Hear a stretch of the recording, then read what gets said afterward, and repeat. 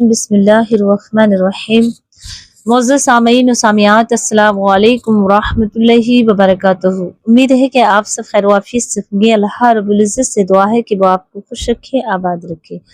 प्यारी अज़ीज़ों, आइएगा मेरी बहनें जो नमाज पढ़ती हैं, जो कुरान पढ़ती हैं और जो वज़ाइफ भी पढ़ती हैं, उन सब के लिए बहुत मुबारक हो इस सवाल का महीना। और इस महीने में अमाल करना कितना ज़रूरी है और ये महीना हमें क्या क्या बेनिफिट्स देता है, इसके बारे में आप जानेंगे।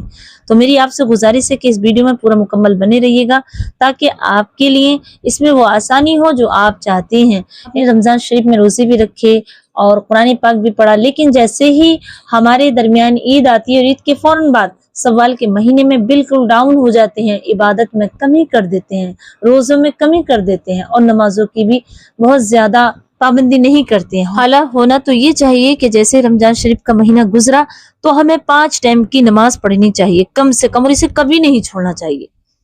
तो प्यारी जो आज हम इसी पे बात करेंगे, हम नमाजी किस तरह बने। पहले तो मैं आपसे कहना चाहूंगी कि जो मेरी बहनें नमाज पढ़ती थी, तहज्जुद की, सलातुल तस्बीह की और कुरान पाक भी बहुत पढ़ती थी, यानी कि किसी मेरी बहन ने 2-3 कुरान पाक कर दिए होंगे, खत्म शरीफ कुरान पाक के, तो मैं आपसे गुजारिश करती हूँ कि वो कुरान पाक तो आपने पढ़े, बेशक पढ़े, लेकिन ये सवाल के महीने में आपको कुरान पढ़ने का कितना सवाब मिलेगा ये भी आइएगा। हमारे दरमियान आई ईद के मनाने के बाद 2-3 दिन हम इतने बिजी हो जाते हैं कि दोस्तों में मिलते हैं, रिश्तेदारियों में जाते हैं, और मेरे कानों में भी और आपके कानों में भी आवाज आई होगी कि ईद वाले दिन, ईद से दूसरे वाले दिन, ईद से तीसरे दिन बाद कितने लोग दुनिया से रुखसत हो गए। किसी का एक्सीडेंट हो गया, कोई बीमार हो गया, कोई अचानक से मौत हो गई।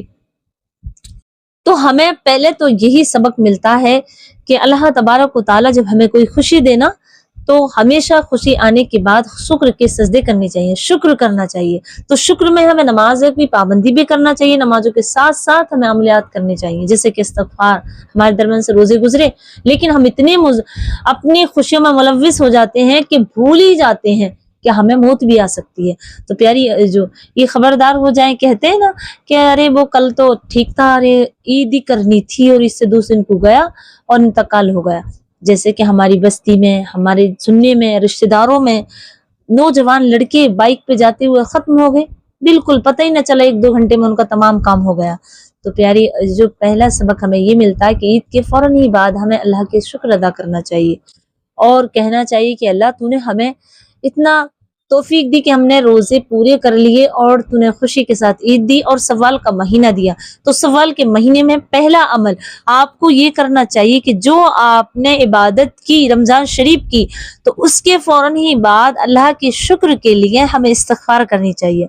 और इस्तिग़फ़ार नबी अकरम सल्लल्लाहु अलैहि वसल्लम फरमाते हैं, और मुस्लिम शरीफ, बुखारी शरीफ, बहुत सी ऐसी मोतबर किताबों में, हदीसों में है कि इस्तिग़फ़ार करने से अल्लाह तबारक व तआला माल को ज्यादा करता है, औलादों में बरकत देता है और आने वाली बलाओं को टाल देता है। जो बलाएं आती हैं हमारे दरमियान वो हमसे दूर हो जाती हैं, क्योंकि जब हम शुक्र के सजदे करते हैं और रमजान शरीफ की पूरी इबादत करने के बाद फिर भी इस्तिग़फ़ार करते हैं, अल्लाह का शुक्र अदा करते हैं, तो अल्लाह की रहमत जोश में आती है। अल्लाह रहमतों से अपनी बारिश भी करता है, अपनी रहमतों से औलाद भी अता करता है। जैसे कुरान पाक में कई जगह जिक्र है कि जब तुम हमसे मांगते हो और तौबा करते हो तो हम तुम्हारे माल को बढ़ा देते हैं और तुम्हारे दर्जों को बुलंद फरमा देते हैं। तो प्यारी जो पहला काम हमें सवाल के महीने में करना चाहिए, तो वो ये कि हमें ज्यादा से ज्यादा कसरत से इस्तिग़फ़ार करना चाहिए। अब इस्तिग़फ़ार भी मैं बताती चलूं प्यारी, जो इस्तग़फ़िरुल्लाह नहीं पढ़ना चाहिए। मेरी बहन पढ़ती है बाज अस्तग़फ़िरुल्लाह अस्तग़फ़िरुल्लाह, ऐसा नहीं, अस्तग़फ़िरुल्लाह अस्तग़फ़िरुल्लाह, इस तरह, या इतनी आदत अस्तग़फ़िरुल्लाह रब्बी मिन कुल्लि ज़ंबी व अतूबु इलैहि। या फिर सबसे बेहतरीन जो तस्बीह है, जो फरिश्तों की तस्बीह है, जो जन्नत के खजानों में से एक खजाना है, वो ये पढ़ें आप, सुब्हानल्लाहि व बिहम्दिही सुब्हानल्लाहिल अज़ीम व बिहम्दिही अस्तग़फ़िरुल्लाह। इसमें हमने अल्लाह की बड़ाई भी की, उसकी पाकी भी बोली और अपने आप को गुनाहों से कर दिया, यानी इस्तिग़फ़ार भी की। तो ऐसी तस्बीह को पढ़ने के लिए अल्लाह के रसूल ने इरशाद फरमाया कि अगर कोई गरीब पढ़ ले तो वो अमीर हो जाता है, अगर बे औलाद पढ़ ले तो अल्लाह उसे औलाद अता फरमा देता है। लेकिन आज हमारा, मैं एक बात और कहूंगी यहाँ पे, कि आज हमारा ईमान इतना कमजोर हो गया है कि हम تمام سائنس جو کہتی ہے اسے مانتے ہیں. کوئی اپنا کام سرکاری کوئی کام پڑ لیا ہمیں، کسی سے ہمیں اپنے دوست سے کچھ کہنا ہے تو اسے یقین کے ساتھ مانگتے کہ یہ میرا کام کر دے گا اور مجھے ضرور عطا کرے گا. تو آپ اپنے رب سے اتنا بڑا یقین رکھیں کہ جب میں نے اپنے رب سے مانگ لیا تو مجھے عطا کرے گا، جو پوری دنیا کو دینے والا ہے، جو زندگی موت سب اسی کے ہاتھ میں. تو ہمیں ایسے بھروسہ یقین کے ساتھ مانگنا چاہیے اور بھروسہ رکھنا چاہیے کہ اللہ سے جب مانگ لے تو وہ دے گا، کیونکہ اللہ رب العزت 70 ماؤں سے زیادہ پیار کرتا ہے ہمیں. تو پہلا کام ہمیں استغفار رکھنا چاہیے. اب دوسرا اگر مال کی اور زیادتی کرنی ہے تو آپ کو فجر کی نماز کی 2 سنتوں کے بعد، یعنی فجر کی 2 سنتیں پڑھی آپ نے تو وہیں فجر کی 2 سنتیں پڑھی آپ نے تو وہیں رکنا ہے. اور 2 سنتوں میں آپ کو پڑھنا کیا ہے؟ 2 سنتوں میں یہی تسبیح پڑھنی ہے، سبحان اللہ وبحمدہ سبحان اللہ العظیم وبحمدہ استغفر اللہ. تو یہاں پر جب آپ پڑھیں گے تو اللہ تبارک و تعالی اس بندے کو امیر بنا دے گا، امیر اور ترین انسان بنا دے گا، کیونکہ فجر کی 2 سنتوں پڑھنے کے بعد 100 مرتبہ جو یہ تسبیح کرتا ہے تو اللہ تبارک و تعالیٰ اسے امیر بنا دیتا ہے. تو آپ کو یہ تسبیح کرنی ہے. اس کے بعد آپ کو سلام پھیرنے کے بعد کم سے کم لا حول شریف، اگر آپ کے پاس وقت ہے تو 500 مرتبہ پڑھیں، لا حول ولا قوت الا باللہ العلی العظیم. یہ 500 مرتبہ اگر آپ نے پڑھنا شروع کر دیا اور یہ تسبیح استغفار کی پڑھتے رہے فجر کے بعد، تو میں سمجھتی ہوں کہ دنیا کے امیروں میں سے ایک امیر آپ ہوں گے اگر آپ اپنی زندگی میں اپنا معمول بنا لیں. اور جس کام کو شروع کریں گے، آپ کے پاس پیسہ نہیں ہے، مال نہیں ہے، کچھ نہیں ہے، لیکن آپ کے جذبات اور آپ کا رب پر یقین ہے تو آپ کے لیے کسی بھی کام کو شروع کر دے وہ کام ہونا ہی ہے، کیونکہ آپ نے رب سے مانگا ہے، اس سے مانگا ہے جو سب کو دینے والا ہے. تو یقین ایسا ہونا چاہیے کہ جیسے آپ اپنے والدین پہ کرتے ہیں، جیسے اپنے دوستوں پہ کرتے ہیں، کسی رشتہ دار پہ کرتے ہیں کہ میں اس سے کہوں گا تو وہ میرا کام کرے گا، اسی طرح اللہ تبارک و تعالیٰ سے بھی کہنا چاہیے. اور اللہ سے توبہ بھی کی اپنے، لیکن لاہور شریف بھی کری. جیسے کہ ایک صحابہ اکرام تھے، ان کے بیٹے کو چند لوگوں نے پکڑ کر لے گئے چور اور انہیں بند کر لیا.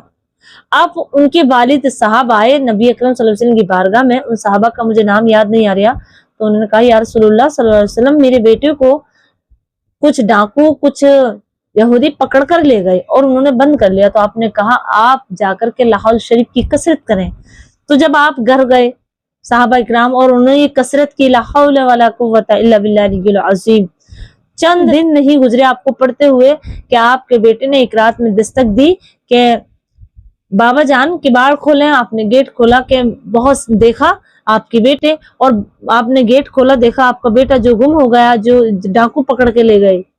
تو پوچھا آپ، کہا یہ کیا چیز ہے تمہارے پیچھے؟ دیکھا گیا تو پیچھے بکریوں کا ریبڑ بہت سارا. کہا یہ کہا کہ یہ جیسے ہی ڈاکو نے مجھے پکڑا اور ان کی آنکھ لگ گئی، وہ سو گئے، تو پیچھے پیچھے میری یہ بکریاں خود چل کر آئی ہیں. جیسے میں نکلا ہوں سے بھاگا تو یہ بکریاں بھی میرے ساتھ بھاگی، اور میں انہیں بھیج بھی رہا ہوں تب بھی یہ واپس نہیں جاتی، تو اس لیے یہ ہماری ہیں. تو کہا ان کے والد صاحب نے کہ چلو یہ مشورہ کریں گے نبی اکرم صلی اللہ علیہ وسلم سے کہ وہ یہ بکریاں ہمارے لیے جائز ہیں یا نہیں.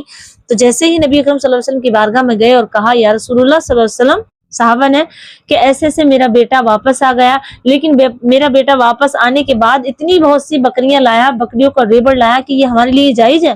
تو آقا کریم صلی اللہ علیہ وسلم مسکرائے اور فرمایا اے میرے صحابہ، جو میں نے آپ کو تسبیح بتائی پڑھنے کی، لا حول ولا قوت الا باللہ، یہ اس کی برکت سے تمہارے ساتھ آئی ہیں. تم چوری نہیں کر کے لائے ہو اور نہ ہی یہ کسی نے آپ کو بھیجی ہے، بلکہ یہ اللہ کی، آپ چوری نہیں کی، یہ آپ کے ساتھ آئی ہیں اور یہ اللہ کے حکم کی بات ہے. اللہ نے حکم کرا تو یہ تمہارے ساتھ چلائی ہیں، تو یہ تمہارے لیے اب جائز ہے. اللہ نے تمہیں امیر کر دیا. تو پیاری آئی جو لاہور شریف کی کثرت کریں اللہ کی بارگاہ میں 500 مرتبہ، تو کوئی کام نہیں ہے جو آپ کا رک جائے. پیارے جو تو امیر بننا چاہتے ہیں تو یہ لاہور شریف کی کثرت کرو. اس سے تیسرا کام، اور اس سے ایک بہت بڑا کام ہوتا ہے کہ شیطین آپ کے قریب نہیں آگا. تو شیطین قریب نہیں آگا تو آپ نماز بھی 5 ٹائم کی پڑھیں گے، آپ قرآن بھی پڑھیں گے، آپ برے باتوں سے بچیں گے، گناہوں سے بچیں گے، اور ہمیشہ اللہ کی اطاعت میں رہیں گے. تو امید کرتی ہوں کہ آپ ضرور کریں، اور کم سے کم آپ کی زندگی میں 100 مرتبہ ہر روز، میں تو یہ چاہتی ہوں کہ آپ 500 مرتبہ پڑھیں، ہزاروں مرتبہ پڑھیں، ورنہ کم سے کم 100 مرتبہ درود ابراہیمی ضرور پڑھیں. اور درود ابراہیمی زیادہ بڑی ہے نماز میں جو پڑھی جاتی ہے، اگر وہ نہ پڑھیں تو آپ کو اسی بھی درود 100 مرتبہ ضرور پڑھیں صلی اللہ علیہ وآلہ وسلم. اس طرح تو امید کرتی ہوں کہ کوئی کام دنیا کا مقصد آپ کا نہیں ہوگا، اور آپ جو سوال کے مہینے میں یہ عمل کرتے ہیں انشاءاللہ ان کی تمام عمر زندگی بھر ان کا پورا سال عبادت میں گزرتا ہے، جو سوال کے مہینے میں یہ عبادت کرتے ہیں اور 6 روزے رکھتے ہیں۔ اب 6 روزے کے بارے میں بھی سن لیجئے گا، 6 روزے اگر آپ رکھیں گے تو ثواب، نہ رکھیں گے تو کوئی عذاب نہیں ہے۔ امید کرتی ہوں کہ آپ سمجھ گئے ہوں گے، تو مجھے اپنی دعاؤں میں یاد رکھیے گا۔ السلام علیکم ورحمۃ اللہ وبرکاتہ۔